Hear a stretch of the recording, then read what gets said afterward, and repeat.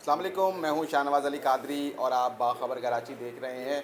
आपने अक्सर देखा होगा कि सड़क पर कोई आवाज़ लगा रहा होता है कि फ्री मिनट्स और इतने जो हैं आपको एसएमएस मुफ्त मिलेंगे, आप हमारे मोबाइल नेटवर्क पर आ जाएं। ज़ोंग भी होती है, इसमें चैनल और भी होती है और जो सादा लोग शहरी हैं उनके पास जाते हैं, अपना थंब लगवाते हैं और उनसे जो है सिम ले लेते हैं और फिर नुकसान उठाते हैं।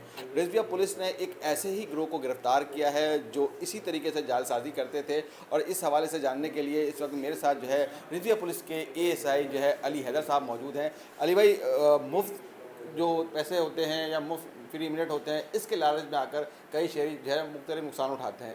तो ये लालच है जो इंसान को हमेशा नुकसान पहुंचाता है। तो ये जो गिरोह आपने पकड़ा है, ये क्या गिरोह है, किस तरीके से काम करता था और क्या इनकी तरीका वारदात है? सर, इनकी तरीके वारदात ये है कि हमेशा कोई भी बंदा लालच में ही फंसता है। अगर किसी को लालच नहीं मिलेगी वो कभी फंसेगा नहीं। अब इनको ये जाते हैं, उनको बाद नेटवर्क का भाई 1500 रुपये भी दे रहे हैं, हम आपको इंटरनेट फ्री दे रहे हैं, ये सर्फ के 2 डब्बे हैं ये दे रहे हैं।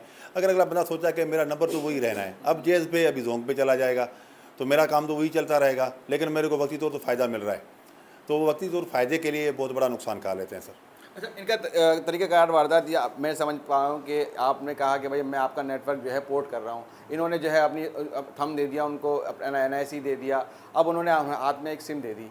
अब ये मज़ीद आगे क्या करते हैं इस? सर आगे ये करते हैं, ये जब उनके पास सिम उनको देते हैं, सिम जो उनको देते हैं असली सिम भी उनको वापस करते हैं, एक और मज़ीद भी सिम दे देते हैं कि भाई ये सिम है, जब आपकी ये सिम बंद हो जाएगी तो आप इसको एक्टिव करना। तो उनकी वो सिम बंद हो जाती है, लेकिन असल सिम वो इनके पास होती है। अब वो असल सिम का वो क्या करेंगे? असल सिम में सर वो अपना जेज़ अकाउंट होता है उनका, जेज़ कैश का जो अकाउंट होता है उसको वो रीओपन करते हैं, वो ओपन हो जाता है। फिर वो कंपनी से उनके पास मैसेज आता है कि भाई अपना रीओपन, वो तो यही कंपनी भी यही समझती है ये तो मालिक ही है, लेकिन वो मालिक होता नहीं है। यही होते हैं जो इनके वो बिरो के जो घूम रहे हैं जो मशीनें लेके सर। यानी कि वो उसी सिम के ज़रिए उनसे कोड मंगवाते हैं, कोड फिर वो मंगवाते अपने डाउनलोड करने के बाद जो है उस अकाउंट को, उससे जो पैसे जो होते हैं वो निकाल लेते हैं। वो निकाल लेते हैं सर, बिल्कुल ऐसे ही करते हैं सर। ये पैसे इस तरीके से निकालते हैं कि उनका वो कोड मंगवा कर, वो तो वैसे उसी के पास ही आता है, और उसमें जो जो कोड लगता है, ऐसे वो लाख कोड जो लगता है वो भी आ जाता है, ये अपनी मर्ज़ी से वो लगा लेते हैं। तो फिर वो 7 दिन तक सिम इनके पास होती है। पीटीए के तहत जो सर वो 7 दिन तक दूसरी सिम आप नहीं निकाल सकते हो, उसी नंबर पे कोई भी सिम नहीं निकलेगी, 7 दिन के बाद आओ। 7 दिन तक उनके अगर कहीं से ट्रांसलेशन और भी आनी है, किसी को पता नहीं कि मैं भाई को पैसे भेज रहा हूँ, पैसे तो चले जाते हैं, ये वो भी निकाल लेते हैं सर। और ऐसे ये 7, 8, 6 केस तक ये डेली की इनकी रूटीन है, किसके 40,000 किसका 50,000 के अंदर अंदर लिमिट होती है सर, ये वो भी निकाल लेते हैं। प्लस फिर अगले दिन जो है वो उनसे लोन भी मंगवा लेते हैं कंपनी से कि भाई मेरे को ये ज़रूरत है और लोन दे दो, और कंपनी लोन दे देती है सर। अच्छा, ये अमूमन लोगों का ख्याल ये भी किया जाता है कि ये जो फिंगरप्रिंट्स हैं ये भी बेचते हैं, तो इस तरह की कोई शवाहिद मिले कि फिंगरप्रिंट्स बेचकर या उनके फिंगरप्रिंट्स के ज़रिए कोई और सिमें निकाली जाएँ और फिर वो किसी को बेच दी जाएँ? नहीं सर, ये फिंगरप्रिंट की कहानी हमारे सामने नहीं आई है, मेरे सामने खास करके। तो बाकी ये है कि वो जो उनके पास सिम ही नंबर ही उनका आ जाता है, वो सारा उसी नंबर पे खेलते हैं। अच्छा, ये रिक्वायरमेंट भी होती है कि एनआईसी ज़रूर चाहिए होता है, तो ये एनआईसी कहाँ से हासिल करते हैं? सर ये एनआईसी जो इनने हमें बताया कि हम ये यूट्यूब पे चले जाते हैं, वहाँ यूट्यूब पे ही ये ब्रोकर बैठे हुए हैं। वो कोई बोलता है कि किसी का आपको सीडीआर चाहिए, किसी की फलानी चीज़ चाहिए, तो वो हैं। तो वहाँ से हम 800 रुपये की रकम देकर और उसी का नंबर से हमें सीएनआईसी नंबर मिल जाता है, सीएनआईसी हमें वो कापी निकला देते हैं।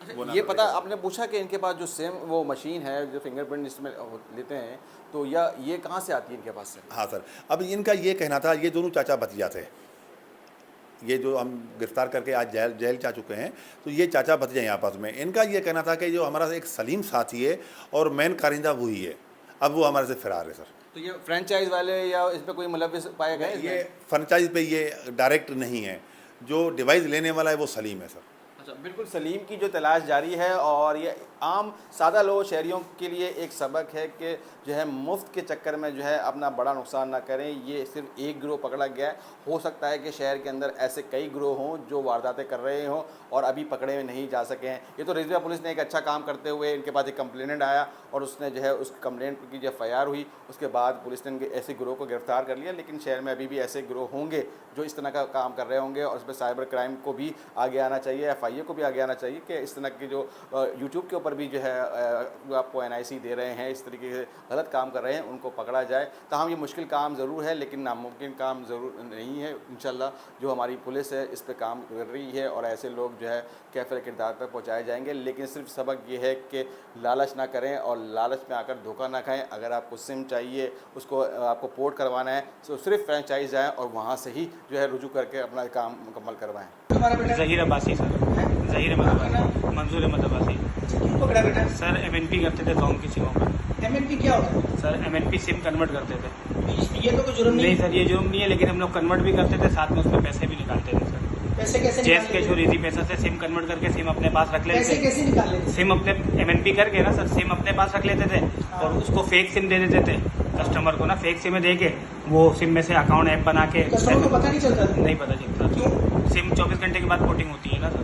अच्छा, 24 घंटे के बाद सिम पोर्टिंग पोर्टिंग होती है। अच्छा, फिर उसके बाद उसमें से पैसे निकालते थे। पैसे कैसे निकालते? उसके लिए तो शनाख्ती कार्ड चाहिए। वो शनाख्ती कार्ड हम पहले ही उससे ले लेते थे ना, कस्टमर से जब सिम लेते थे ना उसी टाइम पे हम शनाख्ती कार्ड नंबर ले लेते थे। अच्छा, और ये जो वो डेट ऑफ बर्थ वाला चक्कर है वो क्या करते हैं? किस तरह पता? शनाख्ती कार्ड से ही ले लेते थे सर कस्टमर और के। जो कस्टमर नहीं देता तो फिर वो एक यूट्यूब पे ऐप है, वो यूट्यूब पे ना कस्टमर का वो लड़के का नंबर है, उसको हम भेजते थे, 250 रुपये देते थे, वो हम लोग को डेट ऑफ बर्थ भेजते थे। NIC नंबर भेजते थे ना तो वो डेट ऑफ बर्थ। और NIC कैसे मिलता है? NIC वो सिम को B लिख के 7911 पे मार देते ना तो उस पर कंपनी मैसेज कर देती थी NIC। नहीं, अगर पूरी NIC लेनी है तो क्या करते हैं? वो उसको खाली NIC का नंबर सेंड करते थे ना सर, वो 800-900 रुपये हमसे लेता था फीस, वो हमें पूरी NIC फ्रंट बैक कलर को भी मिली। मशीन कहाँ से आती है? सर ये मशीन सलीम ला के देता था, हम लोग सबका हेड है वो सलीम है सर। अच्छा, तुम्हारा कंपनी से भी ताल्लुक नहीं, हमारा कोई ताल्लुक नहीं है कंपनी से अच्छा, सर। वो लाके कौन देता था? सलीम सर। सलीम और उसका को कैसे मिलती भाई थी? सलीम और उसका भाई शहबाज। सलीम को तो काफ़ी फ्रेंचाइजों से राब्ते हैं सर। मतलब और फ्रेंचाइज? जी बहुत सारे फ्रेंचाइजों से वास्ते हैं सर। सलीम के? जी सर। अच्छा, तो ये रोज की तकरीबन कितनी सिमें? 6, 7, 8 सिमें मारते थे सर, हम 3-4 बंदे होते थे सर। तो उसमें से एक सिम से कितने पैसे निकल आते? एक सिम से कभी सर 20-30 हज़ार भी निकल जाते थे, आपस में सारे बांट लेते थे हम तो लोग। अभी वाला सिम जिसमें पकड़ा है तो उसमें कितने पैसे थे? उसमें सर सलीम और हम लोग सारे साथ ही थे पैसे सर। कितने निकले थे? उसमें 48,000 रुपये सर। अच्छा, ये जो तुम्हें एडवांस निकालने थे, इनके पैसे नहीं निकलते थे, जी। एडवांस निकालते थे, वो क्या होता था? सर वो जेस कैश या इजी पैसा लोन देती है ना कंपनी, कितना लोन मिल जाता है? वो कस्टमर के लिमिट के ऊपर होता है सर, जिसकी ज़्यादा ज़्यादा से ज़्यादा 10,000, 11,000, 8,000 रुपये इससे अच्छा, ऊपर। ये पैसे मिल जी, जाते जी, हैं।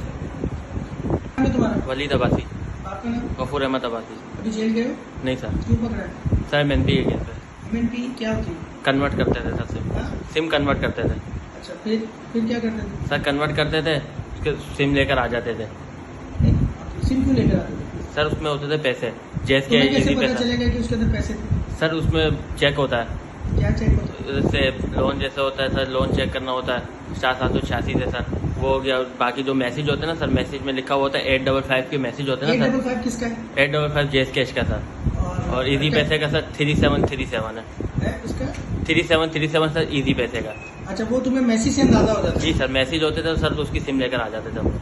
अच्छा, फिर जी। उसके बाद क्या करते थे? सर उससे पैसे निकालते थे अच्छा, कितने पैसे निकल आते थे? जैसे सर, तकरीबन के 30,000 किसी से 20,000, किसी से पैसे 15,000। जो है कितने हिस्सों में डिवाइड होते सर 4 हिस्सों में होते थे डिवाइड। हैं? मैं, सलीम, शहबाज, राजू, हम लोग 4 बंदे होते थे 4 बंदे होते थे। जी। और शनाख्ती कार्ड कैसे आता था? सर शनाख्ती कार्ड हम लोग को बंदे से ही ले लेते थे, जैसे जिसकी सिम कन्वर्ट करते थे ना सर, उसी से हम लोग डेट ऑफ बर्थ ले लेते ये थे। ब्लैंक सिम कहाँ से आता था? सर ब्लैंक सिम में सलीम लेकर आता था, और वो जो दूसरी वाली जो सिमें हैं जो कस्टमर को देते थे वो कहाँ से? वो भी सलीम ही लाता था सर। जी, अस्सलाम वालेकुम। आप वालेकुम। क्या नाम है आपका सर? गुलाम हुसैन।